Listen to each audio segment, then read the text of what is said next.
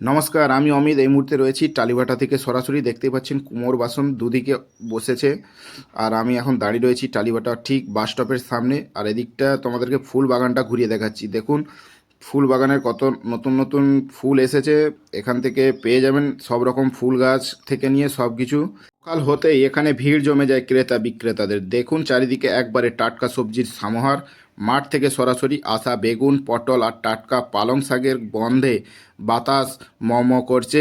সবচেয়ে বড় কথা হলো জিনিসের দাম এখানে মধ্যবিত্তের পকেটের কথা ভেবেই সব কিছু পাওয়া যায়। আলু থেকে পেঁয়াজ কিংবা মৌসুমি আনাজ পাইকারি দরে খুচরো কেনার মজাই আলাদা। 10 টাকা কেজি থেকে শুরু করে টাটকা মাছের বাজার সব কিছুই এখানে একদম নাগালের মধ্যে।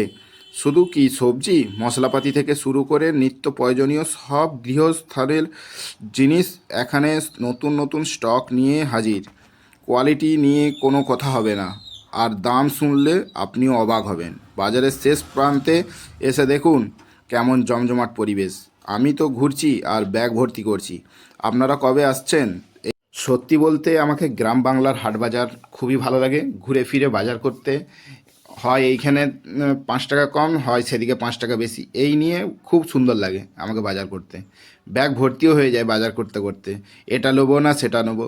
এদিকে মাছ বাজারে কিন্তু সব রকম মাছ আছে, বড় বড় ইলিশ মাছ থেকে পমফ্লেট, চিংড়ি মাছ সব কিছু এখানে পেয়ে যাবেন। চলে আসুন টালিভাটার হাট বাজার।